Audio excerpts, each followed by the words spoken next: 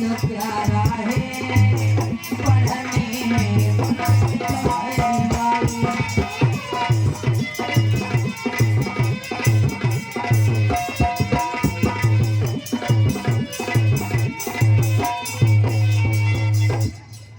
अपना जैसे जाना माना जिला ये सीतापुर है, जाना माना पासी समाज का दर्पण, त्योहारों का रहस्य, त्योहारों का रहस्य जो किताब है,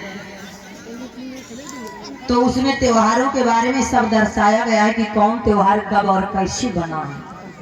पासी समाज का दर्पण है जिसमें किताब में दर्शाया गया कि पासी जो जाति है 52 जातियों में थे। इसी में राजवंशी, पासवान, खटिक, भील, बहुत सारी जातियां हैं, 52 जातियां थी। तो आज ये सीतापुर में जहां आप लोग रह रहे हैं, यहाँ के राजा कौन थे? छीतापासी। ये सीतापुर नहीं, ये था छेदियागढ़। क्या था? छेदियागढ़।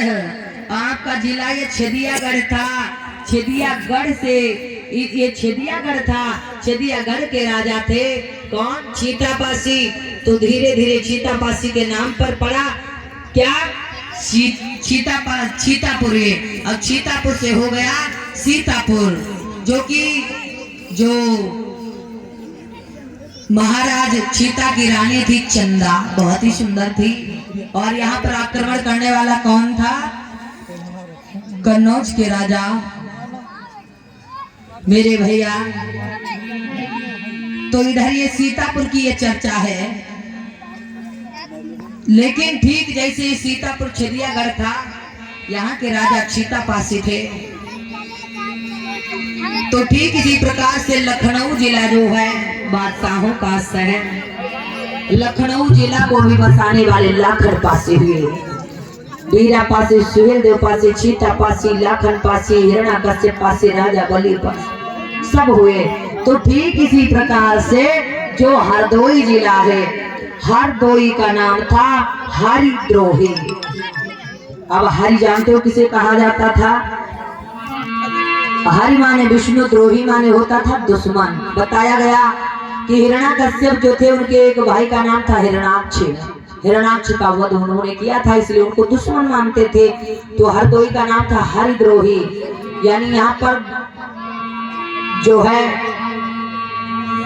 उनके हरि माने विष्णु, द्रोही माने दुश्मन, विष्णु जी के दुश्मन यानी हिरण्याकश्यप जो है बदले की भावना में जिया करते थे अपने भाई हिरण्याक्ष की मौत का बदला लेने के लिए। लेकिन भैया जो राज्य है वो कैसा है, राजा है वो कैसे राजा है?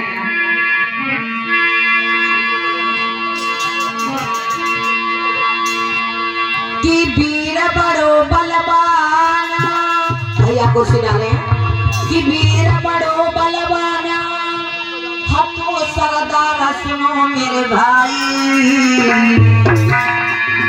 राजन में राजा राजा है जो रहो राज्य चलाए।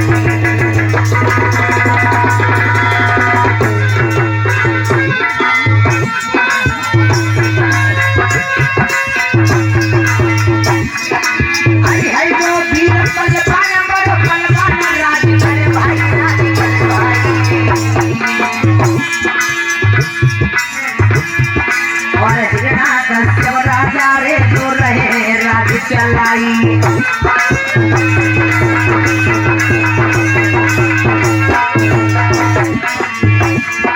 अरे नहीं कोई है दुखी राज्य में मन सभी सवारी खुशी मनवारी। अरे नहीं राज्य में दुखी सभी मन खुशी, हर सभी भारी खुशी मनवारी। अरे पुत्र समान प्रजा को माने पिता तो राज्य चलावे।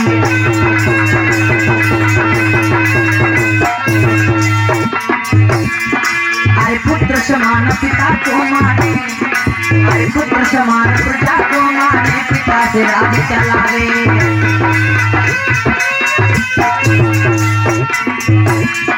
पर नियम है एक कठोर सुनो भाई, रहे बचलाई रहे बचलाई। हर कोई में कोई पूजा पाठ का ध्यान करे मेरे भाई, हर कोई में कोई पूजा पाठ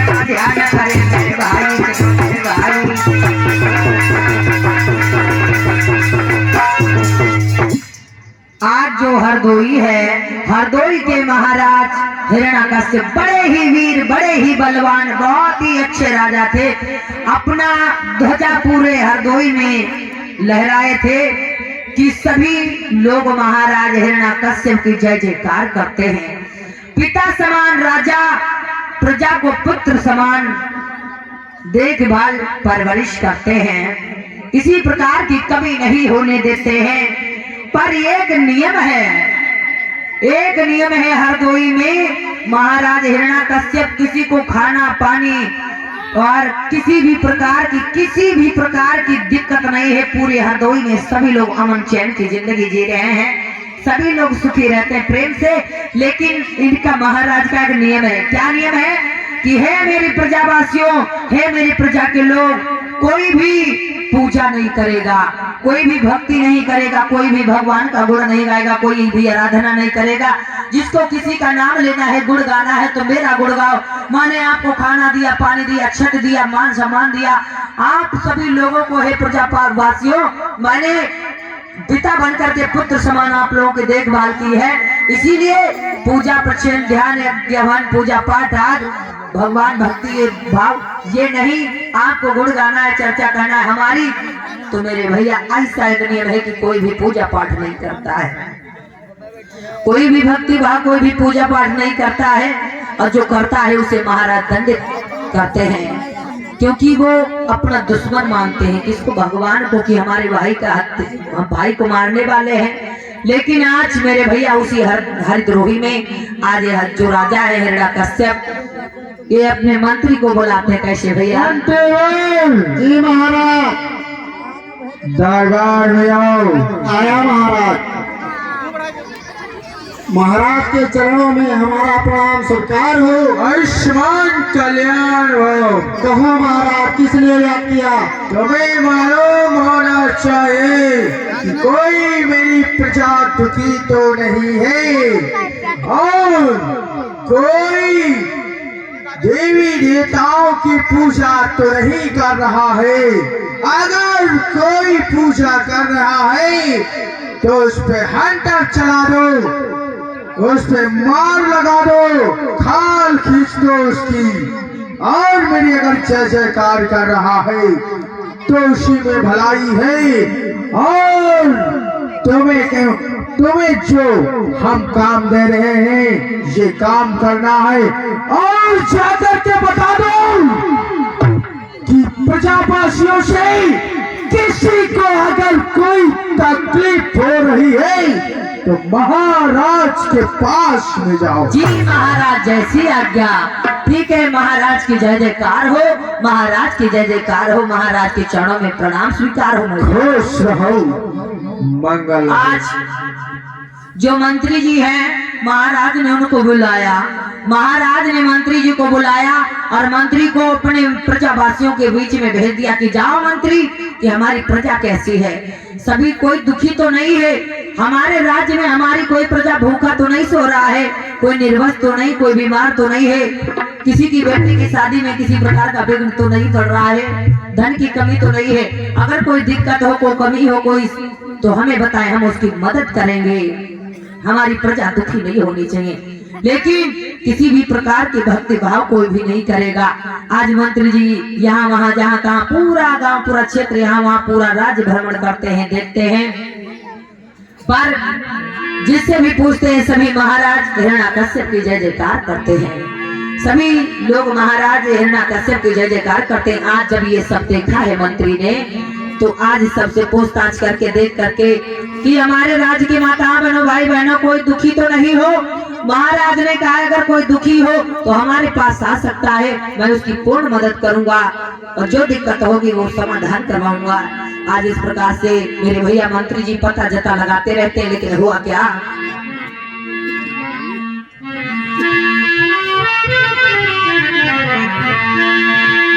अरे ले खबरी मंत्री जी मन में गुस्सा भरे चले सीधा लगाई है बाबा।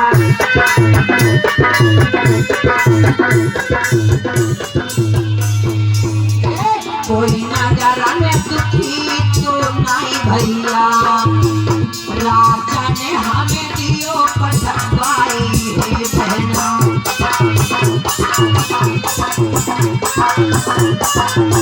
और जब जान समाधि सब हाल लगियो मंत्री चले राजी को भाई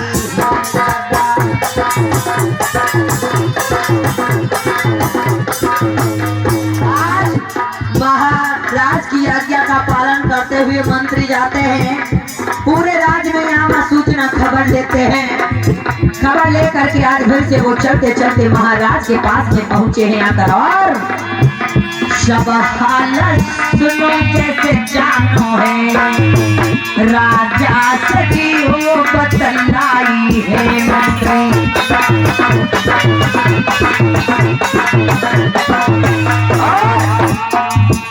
आई करो तुरंत परिणाम सुनो सरदियो महाराज दुखाई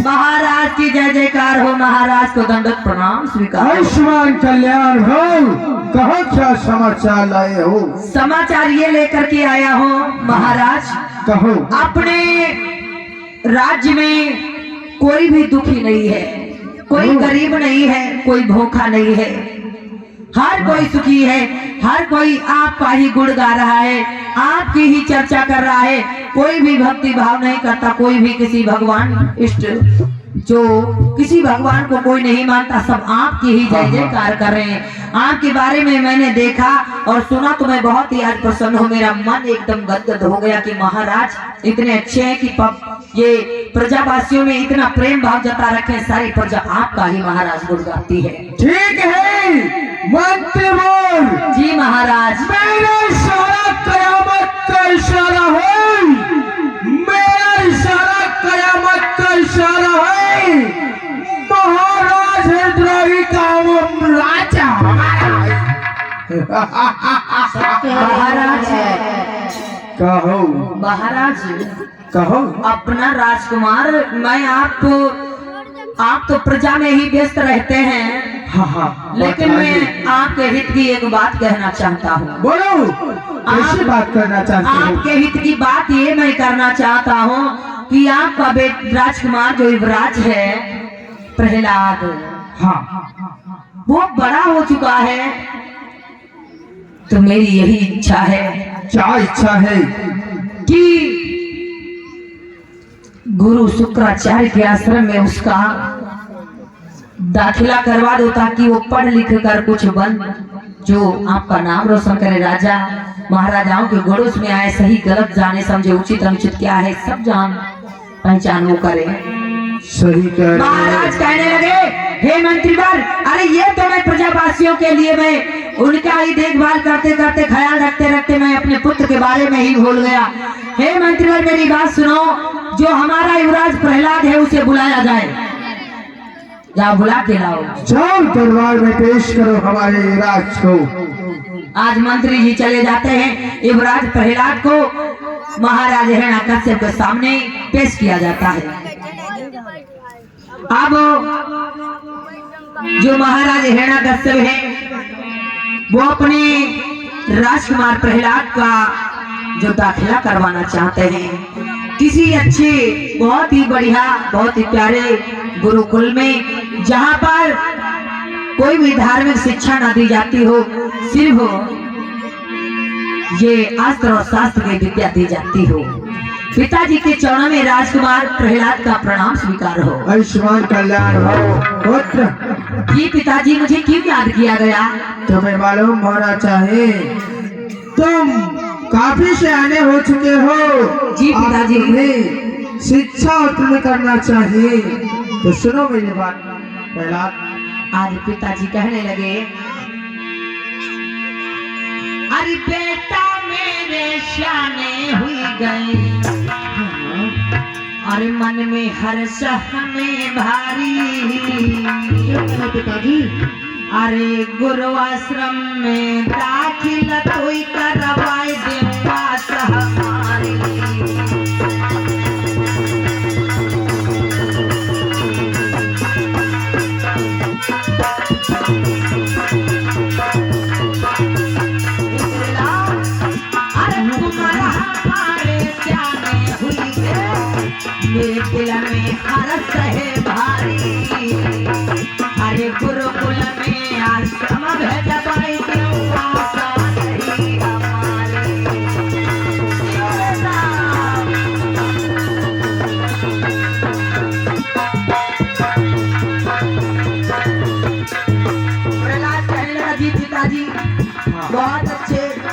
मैं भी जाना चाहता हूँ, कहीं निकलना चाहता हूँ।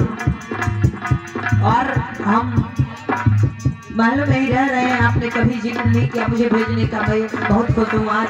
पिताजी बोले अरे राजपाटन में रोइए लाला, अरे राजपाटन में रोइए लाला, अरे तुम ही से समझियो, अरे बनी उत्तराधिकारी राजी हर कोई में बेटा कहियो।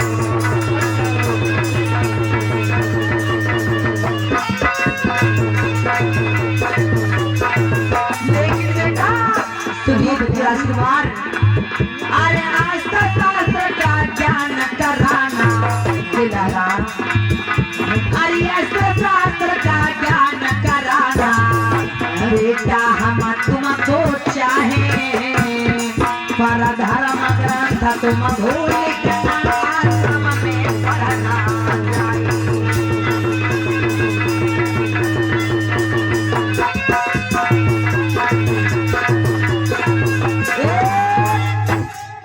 सुनिए राजकुमार प्रहलाद, मेरी इच्छा है, मैं चाहता हूँ कि अब तुम्हें हम महलों के बाहर गुरु शुक्राचार्य की आश्रम में शिक्षा ग्रहण करने के लिए भेज दूं, और जाना हर प्रकार की विद्याओं का अध्ययन करना, हर प्रकार की शिक्षा ग्रहण करना, हर प्रकार से पढ़ाई लिखाई करना। लेकिन हे प्रहलाद, भूल से किसी भी धार्मिक पुस्तक, किसी भी धर्म शास्त्र की किताबों को मत पढ़ना, क्योंकि मैं पूरे हरदोई को भगवान से दूर रखा हूँ। आप तो हमारे राजकुमार हो, क्यों नहीं बेटा, जाओ, आपको अस्त्र शस्त्र चलाना सीख जाओगे, सिखाया जाएगा, लेकिन हर प्रकार की विद्याओं का जाओ अध्ययन करके गुरु शुक्राचार्य के आश्रम से आपको आना है। हे मंत्री, खड़ा है बदतमीज, जा मेरे बेटे को सम्मान के सहित ले जा, अगर कोई तकलीफ हुई तो ये समझना शीश काट लूंगा तेरा। जी महाराज, जैसी आज्ञा, आपने जो बताया है ठीक, मैं वहां पर जाकर के जो गुरुकुल के आश्रम के जो गुरु होंगे, यानी गुरु शुक्राचार्य से बता देंगे कि जी गुरुवर, आप हर प्रकार की विद्याओं का अध्ययन करवाना, हिंदी जोड़ घटाना गोड़ा भाग जो भी पढ़ाना, लेकिन जो शिक्षा दीक्षा आदि विद्याओं का अध्ययन करवाना, लेकिन धर्म शास्त्रों का नहीं। यही आपका आदेश है ना महाराज? हाँ, मेरा आदेश है। ठीक है, तो मैं जा रहा हूँ। ठीक है, रथ सजा लो और ले जाओ मेरे बेटे को बैठाल के रथ में, जाओ।